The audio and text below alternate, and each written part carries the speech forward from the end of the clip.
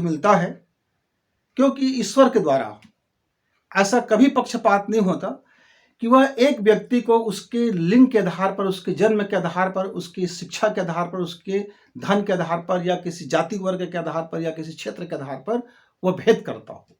ईश्वर ने एक ऐसा सिस्टम बना लिया ब्रह्मांड में कि जो व्यक्ति मेहनत करेगा उसको उपलब्धि मिलेगा। इसीलिए मित्रों, आपको आपके परिश्रम, आपके द्वारा बोए गए बीज का फल ही प्राप्त होगा। इसलिए आप अपनी योजना पर, आप अपनी मेहनत और अपनी श्रम करते रहिए और आपको एक दिन उपलब्धि मिलेगा। हाँ, अब ये अलग बात है कि एक बंदा ने कहा कि गुरुजी आजकल बड़ा भ्रष्टाचार है और मैंने कई बार पीएससी एग्जाम दिलाया लेकिन रिश्वत के कारण मेरा नहीं हो सका। मित्रों, आपका व्यक्तिगत एक अनुभव हो सकता है। हर राज्य का अपना तंत्र होता है, हर देश का अपना एक कानून होता है जो ईश्वर द्वारा निर्धारित नहीं होता।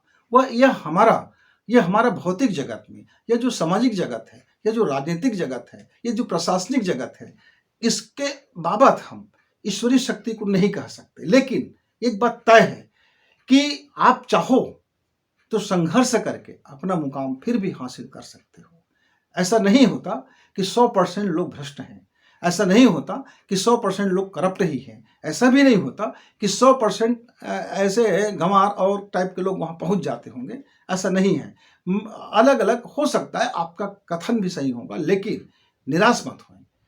देखिए तो सही कि रूट में कहाँ गड़बड़ी हो रहा है, कि आपके परिश्रम क्या कुछ कमी है जिसके कारण आपको रिश्वत देना पड़ रहा है? क्या आपके तैयारी में कुछ कमी है जिसके कारण आपको नेताओं का सहारा लेना पड़ रहा है? क्या आपके बुद्धि में कुछ कमी है जिसके कारण आपको किसी का मनुहार करना पड़ रहा है? क्या आपकी बुद्धि में कुछ गुलामी है जिसके कारण आपको किसी दूसरे बुद्धि की गुलामी करना पड़ रहा है?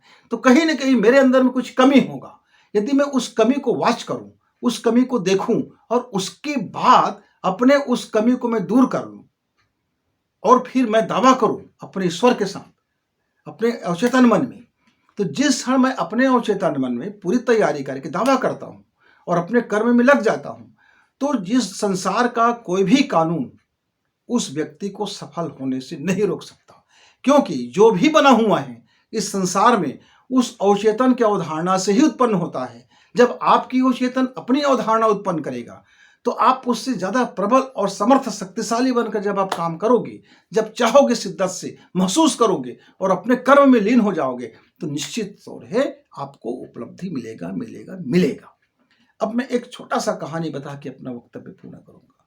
एक एक एक गांव का लड़का, उसके माता पिता बहुत सामान्य परिवार से थे। इतना सामान्य परिवार थे कि मैं आपको बता दूं कि छत्तीसगढ़ में 4-5 एकड़ का जमीन होना मतलब कोई बहुत बड़ा संपत्ति वाला नहीं होता। खाना पीना उसका हो जाता है। बस ऐसा एक परिवार है जिसको उसको दूसरे की चाकरी करने की जरूरत नहीं पड़ता। वो अपना खेती का कमा लेता है और खा पी करके जी लेता है। एक ऐसे परिवार में पला बड़ा। लेकिन उसके घर वाले लोग बड़े अपने मानवीय सिद्धांत में, ईश्वरीय सिद्धांत में पूरी तरह से अपने घर और परिवार को वो जिंदा रखते थे। मतलब उसका कोई कार्य व्यवहार, उसकी सोच विचार, वहाँ घर का वातावरण, घर में डायलॉग्स या घर का पूजा पाठ या घर के संस्कार, ऐसा कुछ भी नहीं था जो इसके विपरीत होता। मतलब उस घर में उस बच्चों को यकीन होता था कि मैं कुछ करूंगा उसका प्रतिफल बिल्कुल मुझको मिलेगा, क्योंकि मेरा ईश्वर परम न्यायकारी है। इस पर उनका बड़ा भरोसा था। अब उस बच्चे ने प्राइमरी एजुकेशन अपने गांव में ही प्राप्त किया, मिडिल एजुकेशन भी अपने गांव में प्राप्त किया, हाई स्कूल भी अपने गांव में प्राप्त किया और हायर सेकेंडरी भी अपने ही गांव के आसपास में प्राप्त किया। अब वो अपने अपने अगले डिग्री के लिए, इंजीनियरिंग कोर्स करने के लिए वो दूर शहर चला गया। वहाँ जब गया तो देखे कि चारों तरफ किस तरह से लोगों के बीच में नशा पानी और दुनिया भर ड्रग्स इत्यादि का उस यूनिवर्सिटी के आसपास माहौल रहता था। लेकिन वो अपने को अछूता रखा। जिस हॉस्टल में रहते थे वहाँ भी कई तरह के लोग बच्चे पाए जाते थे, लेकिन वो अपने सिर्फ उसका फोकस था अपना एजुकेशन पूरा करना, अपने लक्ष्य को प्राप्त करना और लक्ष्य की ओर लगातार सतत बढ़ते रहना। जब कभी उनके पिताजी जाते, उनकी मम्मी जाते, तो उनके साथ वो बाजार हाट घूमने चला जाया करते थे। उसके अलावा बस वो अपने काम में लगे रहते थे, क्योंकि उनको एक एक पल समय का कीमत मालूम था, धन का कीमत मालूम था, विचार का कीमत मालूम था, मेहनत का कीमत मालूम था और उसे पक्का यकीन था कि वह अपने चाहे गए मुकाम के अनुसार से वो पर्याप्त सैलरी करके अपने उसमें मिल जाएगा उसको उस कंपनी में। लेकिन हुआ क्या कि अब उस एक से बढ़कर एक ब्रिलियंट बच्चे होते हैं, तो उससे भी ज़्यादा जानकारी वाला, उससे भी ज़्यादा ब्रिलियंट वाला, उससे भी ज़्यादा बुद्धिशाली व्यक्ति उस कॉलेज में, उस यूनिवर्सिटी में थे। अब उसने पहले बार जब उसका सिलेक्शन नंबर आया, तो वो बहुत छोटी कंपनी वाले ने उससे इंटरव्यू किया। वो हताश थोड़ा हो गए, थोड़ा निराश हो गए। तो घर में आए अपने पापा से बोले कि पापा जी बड़ा मैं क्या करूँ, मुझे समझ नहीं आता है। तो उसके पापा जी ने कहा कि आप चुपचाप आँख बंद करके बैठ जाओ, और आपको लगता है कि इस कंपनी में जाने से आपका भला नहीं है, तब बिल्कुल बन जाओ। दूसरा कंपनी वाले बुलाए ना बुलाए उसकी चिंता मत करो। और उसने क्या किया, फिर वैसे ही कर दिया, और फिर वो जो नहीं चाहता था उसको उसने ऑफर ठुकरा दी, और चुपचाप वह घर में 3 माह तक बैठे रहे। 3 माह तैयारी करते रहे। ओपन ओपन प्लेटफॉर्म में एग्ज़ाम करने की तैयारी करते रहे, और अपना कॉलेज की पढ़ाई करते रहे। और 3 माह के बाद ऐसा सडनली हुआ कि जो उनकी जो पसंद का जो कंपनी थी, उस कंपनी में जब उसने अप्लाई किया, तो वो एक बार में ही वो वहाँ सेलेक्ट हो गए। और सेलेक्ट होने के बाद उसको वही मनपसंद विभाग मिल गया जहाँ वो काम करते थे, जो जो इसकी इच्छा था, जो काम करना चाहता था। अब मित्रों, इस तरह से उसको पहली सफलता मिली। पहली सफलता मिल गया, पहली उपलब्धि भी मिल गया। उसके बाद उसने कंपनी में जी जान लगा के मेहनत काम किया, और देखते देखते 2 साल में उसने अपनी एक खासा जगह बना लिया। फिर कंपनी के लोग उसको एक एग्जाम्पल सेट करने लगे। देखो, एक मॉडल के रूप में उस कंपनी में और दूसरे कर्मचारियों को ट्रेनिंग देने लगे। एक मॉडल के रूप में अपने आप को उसने उभार लिया। तो मित्रों, अब आप ये पूछ सकते हैं कि वो कौन सा लिंग का है, कौन सी जात की है, कौन सी धर्म की है, कौन सी गांव की रहती है, कौन से वातावरण में रहता है।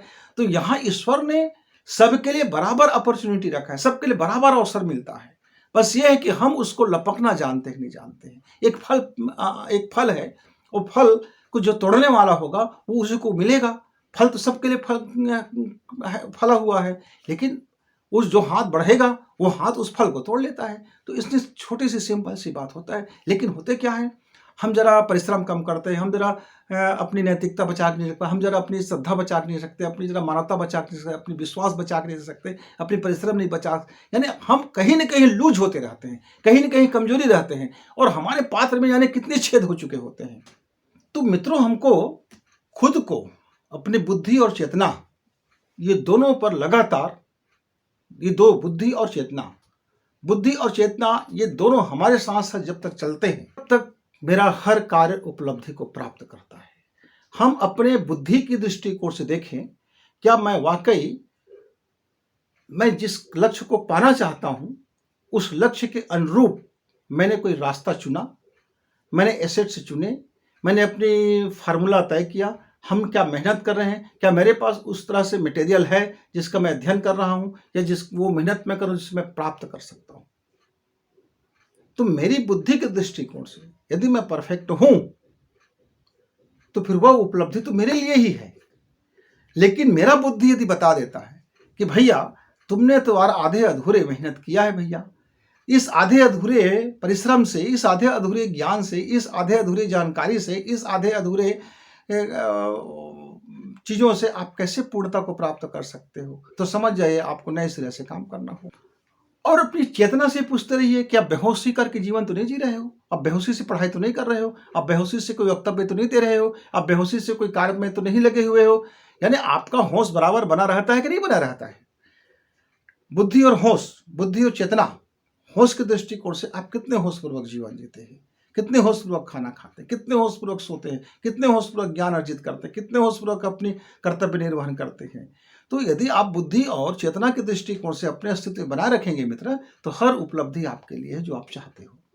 तो मेरे युवा साथी, किसी के ऊपर दोष लगाए, किसी को कोसें, अपनी फेलियर के कारण किसी और को गिनाएं, इससे तो बेहतर यह है कि अपने फेल होने का कारण देखें, ढूंढें, अपनी कमजोरियां ढूंढें, और उस कमजोरी को शक्ति बनाएं। जहां हम कमजोर हैं उसको ठीक करें, और अपनी बुद्धि और अपनी चेतना को दोनों को शक्तिशाली बनाएं, और बुद्धि और चेतना दोनों शक्तिशाली बनते ही हर उपलब्धि मेरे लिए हो जाता है मित्र।